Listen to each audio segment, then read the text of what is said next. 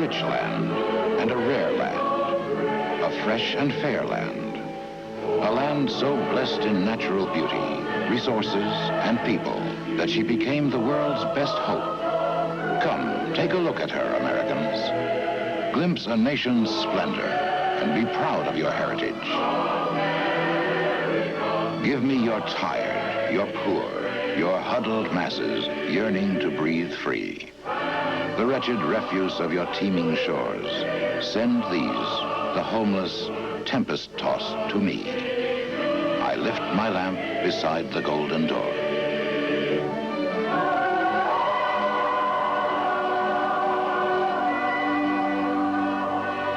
Look at our portrait of America, and for a few moments, see how a great nation was carved out of a wilderness.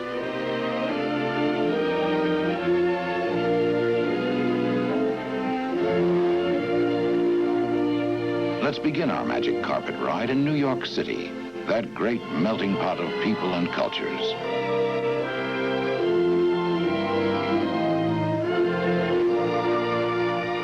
They came in their multitudes, bringing with them brains and muscles, sinews and spirit, in pursuit of a dream that until now had never been. A dream that somehow people could live together in justice and equality. A dream that democracy was the handwork of all, and that the glorious struggle could be won here. Where did this drive for the American dream begin?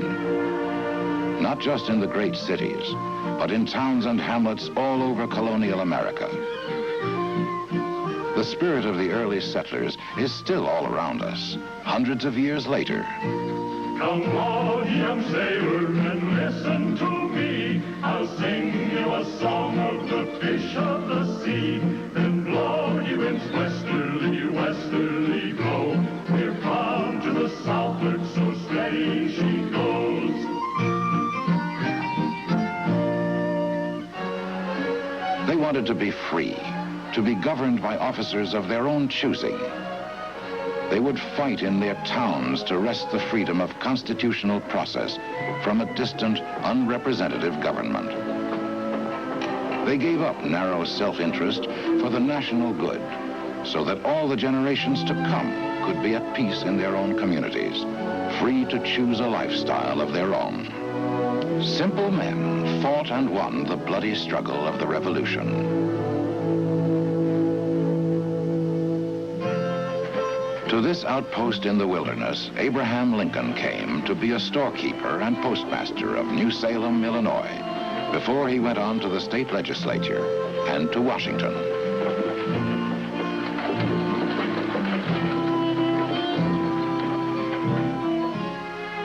When George Washington left Mount Vernon for the first time, it was to lead the Revolutionary armies.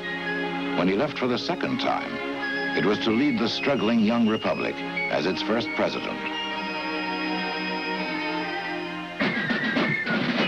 Because revolution was in the minds and hearts of people in towns like Williamsburg, they played a much larger role in politics than in any country before.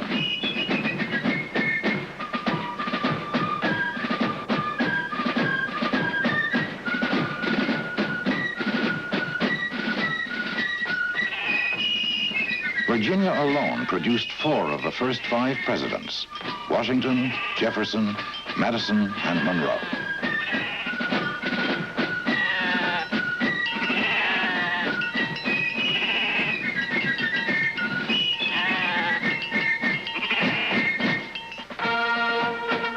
In war, the people stood up and were counted. In peace, they demanded no less. And so here in Independence Hall in Philadelphia, our founding fathers drafted a constitution that defined the delicate relationship between citizen and government as it had never been done before. For the first time in history, people would be governed by officials of their own choosing. And here was met the first government of the new nation so created. Proclaim liberty throughout the land and unto all the inhabitants thereof. Real freedom was established and protected, and under it, man could achieve his highest good. Men, women, and children of today honor those heroes of the past.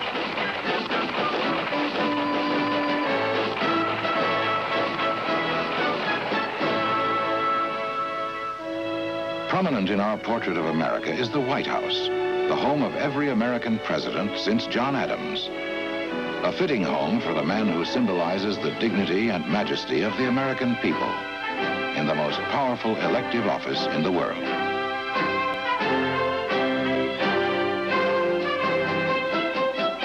In bloody battle, Americans won the right to choose our leaders, from town meeting to nation's capital. George Washington himself laid the cornerstone of this great building wherein the laws of the country are made. Over this peaceful countryside at Gettysburg was fought the greatest battle of the Civil War. It was the high tide of the Confederacy. 163,000 men struggled to decide the fate of the Union. 7,000 died that day for their beliefs.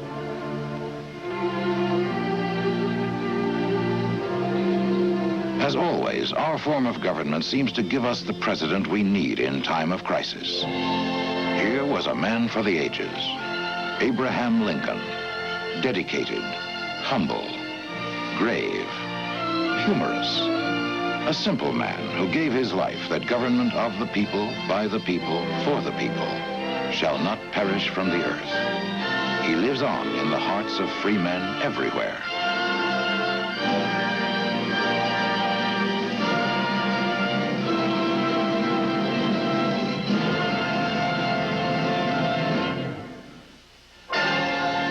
Niagara Falls, whose natural grandeur is just a small part of our nation's abundant resources.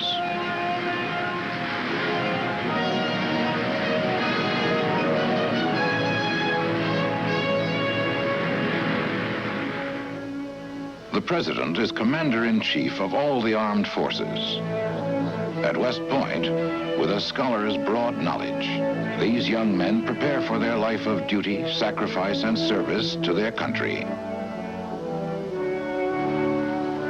At the Air Force Academy in Colorado, these cadets will master incredible technical advances to keep this proud nation free.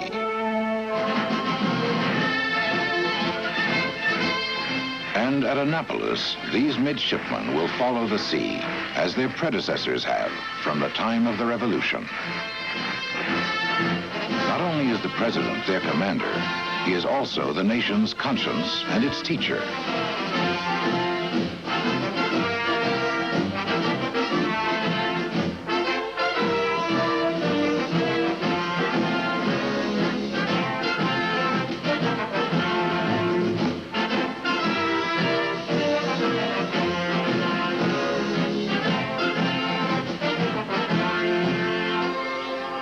Sandburg called Chicago hog butcher for the world, tool maker, stacker of wheat, player with railroads, and the nation's freight handler. Stormy, husky, brawling, city of the big shoulders. More than any other city, Chicago typifies the spirit that has pulled this country from the sparest beginnings to the strongest nation in the world today.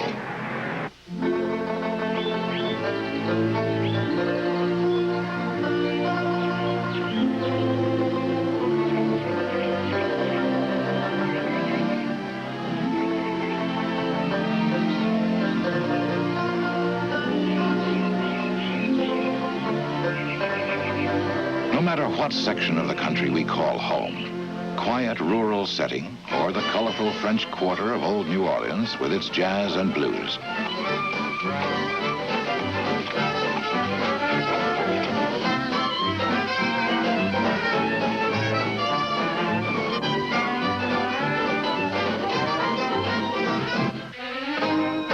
there is one thing we all have in common: freedom. Freedom to go where we want, be what we want. Freedom to choose our own government, as well as our friends. Just where the Missouri meets the Mississippi River sits the jumping-off place for every pioneer that rolled a wagon westward. St. Louis, symbolized by the elegantly simple Gateway Memorial. Pioneers who passed this way stretched the country from sea to sea, pulled by the lure of land and riches for the finding.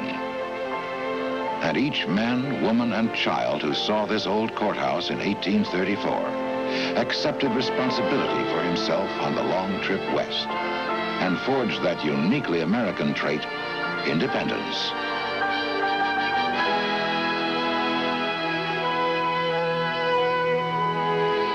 Over the Colorado River, it was a 5-month, 2,000-mile trip for the lines of covered wagons as they searched for a better life.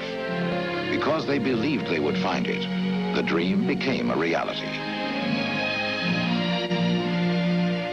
As I was out walking one morning for pleasure, I spied a cowpuncher a-riding along.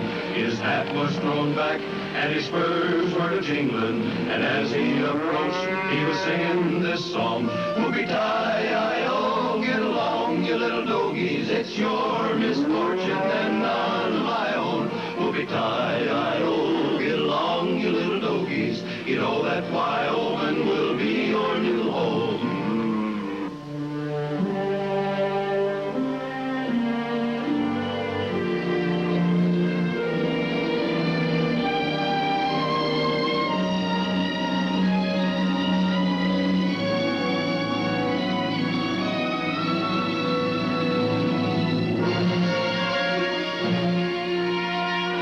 Their spirit and grit got them across territory like this. They built roads and towns and industries where there were none.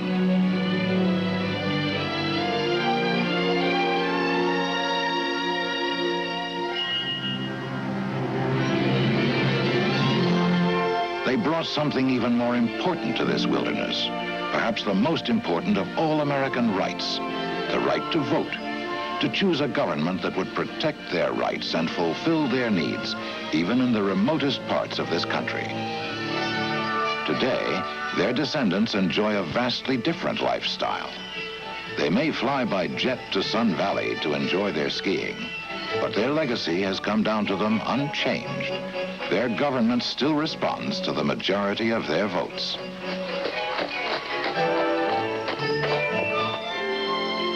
She's a vast land, this America of ours, stretching all the way to the Arctic Ocean and covering 1/5 of the world's land surface.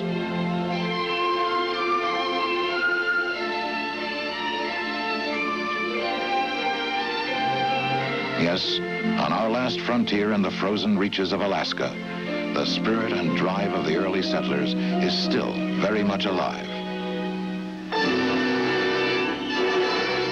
And just as high as rugged Mount McKinley, glorious in its grandeur, highest point on the North American continent.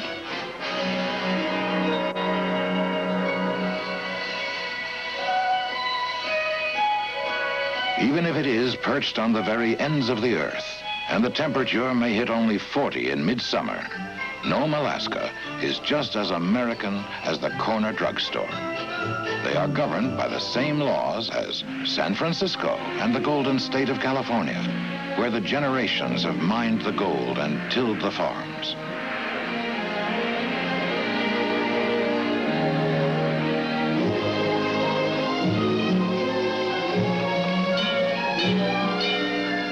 They've built a city of grace and elegance where you can meet yourself coming and going.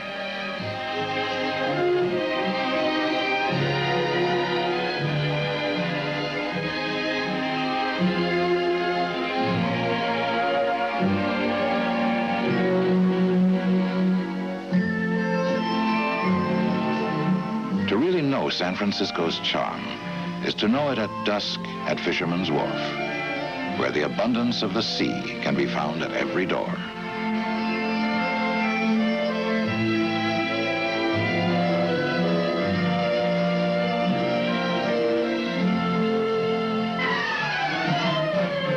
It's a far cry from the bucket brigades and volunteer fire companies of early days, but the thrill of chasing the fire engine still exists, even if it is Los Angeles in the 20th century.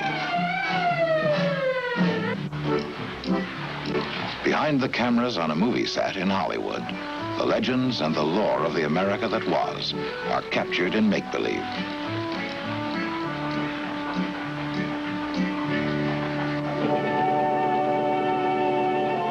it's hula hoops or hot tubs or a day's sail on Balboa Bay, Southern Californians pursue lifestyles of their own choosing. And in Los Angeles, that sprawling community of cities that knows no end, they share with the people of Boston and Houston and the thousand towns between the knowledge that in this country, all men are created equal, that they do have certain inalienable rights. And in our newest state to the west, Hawaii, the tradition of the melting pot starts again as East and West meet and democracy renews itself.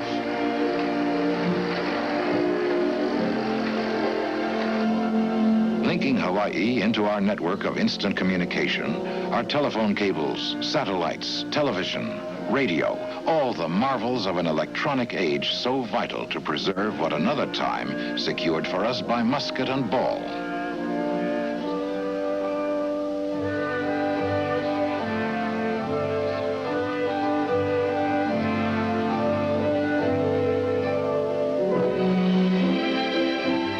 Cleveland summed it all up at his inauguration.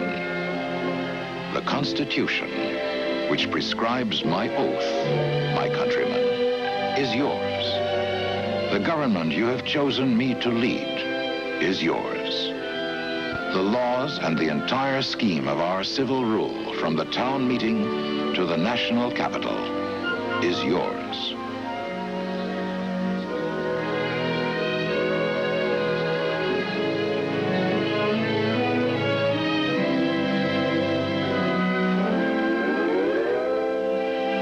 This, then, has been our American portrait. A brief glimpse into a nation's splendor, infinite in its variety, rich in its tradition, blessed in its heritage. America, America.